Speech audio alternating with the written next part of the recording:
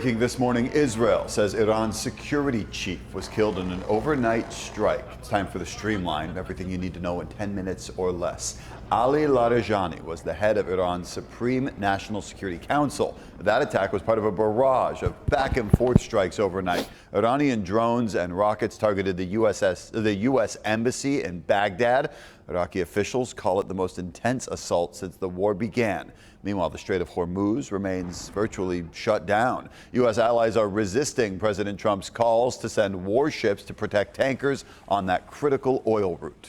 Can't be at every place to support a war which we didn't start it. We will not be drawn into the wider war.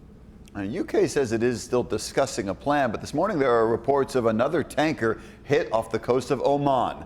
Right now, Iran is only allowing a very small number of ships to pass, including some with ties to China. Because of all this, gas prices are surging while Iran chokes off oil shipments. The national average for a gallon of regular is now up to $3.79. That's up 87 cents from a month ago. Here in San Diego, our average price sits at $5.61. That's $1 above last month's average price. And for only the second time ever, diesel prices now top $5 per gallon nationwide. That's going to raise transportation costs for everything from groceries to clothing and tech. In the South Bay, this week's intense heat is making it harder to escape that stinky smell of the sewage. And now people who live in IB say that the air purifiers meant to protect them are failing faster than expected. We've been updating you on the county program that provided these air purifiers to Imperial Beach residents. The Pollution Control District says the filter should last a year, but residents say the indicator light to switch filters came on a lot earlier. Not so much that it's stuck on the filter, but now it's stuck in our lungs. Doctors at a nearby urgent clinic say that they are seeing a surge in patients needing to use an inhaler right now. Residents are calling on the county to set up an alert system for when sewage flows peak. Well, we are dealing with a pretty big heat wave, but this is what other parts of the country are dealing with. This is like Michigan. They're getting 3 feet of snow. In the Midwest, whiteout conditions making it nearly impossible to drive or fly, causing a huge mess at the airports. In the South, this is what happened. Powerful tornadoes ripped through neighborhoods, all of this leading to 5,000 flight cancellations on Monday, putting a strain on airports already dealing with big staffing shortages. More TSA agents are calling out of work right now. They're not being paid because of the partial government shutdown. Houston's Hobby Airport reported a 55% call-out rate Saturday. The San Diego International Airport and the Carlsbad Airport are on the FAA's hotspot list. Here's what that means. The FAA just makes a list of airports that have documented the potential for safety issues. These documents sort of explain why. Here's a graph of the airport in Carlsbad with these circles showing a potential for safety issues. At San Diego Airport, there's just this small circle around a taxiway. I talked to 2 different people who have very different opinions on how big of a deal this is. A commercial airline pilot and someone who used to investigate airline accidents. This is what the airlines are going to be using. And although it's capable of operating on a short runway like that, it's going to require every bit of skill of the pilot. He's basically saying that the airport is too small for commercial flights. The control tower is too short, the runway is too small. The other guy, Rich, says this is really not that big of a deal. I've flown in and out of there many times, and I've never had any trouble. But let's zoom out here. These reports really just exist so that pilots and crews on the ground can be aware of safety issues, so that everyone on board stays safe. So yes, risk is present at both of these airports, who both have very limited space to expand. It's also true that both of these airports are pretty busy, and they'll probably only get busier. And whether or not that's a problem, it depends on who you talk to. Emily Coffey, ABC 10 News. Now, in a statement, a San Diego International spokesperson said that San Diego's hotspot on the FAA list presented an opportunity to launch a proactive effort to spread awareness among pilots. You can read the full statement under the story on 10news.com.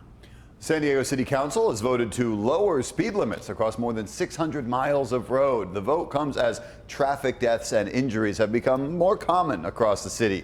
In 2025, 49 people were killed, 131 were severely injured in traffic crashes. Under the plan, speed limits in business districts and areas with frequent crashes could drop by 5 to 10 miles per hour. That includes neighborhoods like North Park, Mission Hills, Normal Heights, and Pacific Beach. School zones will be the first to see the change. We've seen far too many crashes involving pedestrians and bicyclists in San Diego in the last couple of years, and the neighborhoods have been calling for slower speed limits. Now the city needs more than $2 million to pay for these new signs before the plan takes effect. A second vote on this issue is scheduled for mid-April. A federal judge is temporarily blocking Health Secretary Robert F. Kennedy Jr.'s efforts to cut childhood vaccines. The ruling halts Kennedy's plan to drop 6 shots from the childhood schedule. Those are vaccines for rotavirus, hepatitis A and B, meningitis, RSV, and the flu. The judge also suspended the appointments of 13 members of the CDC's Vaccine Advisory Committee, all of whom Kennedy appointed. The American Academy of Pediatrics calls this ruling a major win. The Justice Department says it plans to appeal. Gold prices are soaring to record highs. Just 1 ounce of gold right now could net you up to $5,000. ABC 10 News reporter Ryan Hill spoke with a local refinery about the right time to cash in.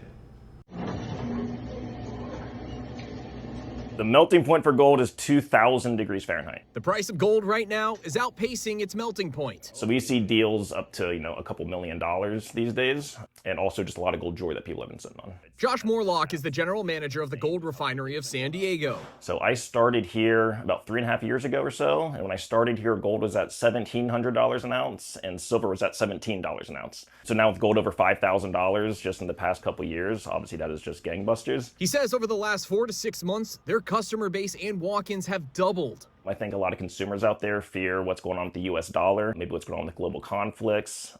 So I think a lot of it is just public fear and wanting to put their money into a safe haven investment. I asked Morlock if the war with Iran could be influencing the gold market we're seeing right now. Historically, when there's global conflict, usually gold does go up. I think a lot of that, again, is fear. I think it's people putting their money in a safe haven investment. Morlock says there are a few things that'll influence how much someone will get for their gold. So the weight and the purity are the main things to think about when you're thinking about how much is my gold worth. And so little pieces can really add up. If you're looking to clear out your jewelry drawer for some extra cash in your pocket, Morlock has some advice. I would recommend calling around to get different quotes. A lot of people pay out quite different rates. So I'll call around, get some quotes, but it's a great time to sell. If you have stuff laying around, I would definitely sell it. Ryan Hill, ABC 10 News. San Diego is going to be in the spotlight for the 2028 Summer Olympic Games. The city just learned 11 men's and women's soccer games will be played right here at Snapdragon Stadium. According to a schedule released on Monday, the matches will kick off July 11th, and it all wraps up with the men's and women's bronze medal matches July 27th and July 28th. Looking forward to that. Still got a little bit of time, but I can't wait. And that's your ABC 10 News Streamline. Everything you need to know today in under 10 minutes.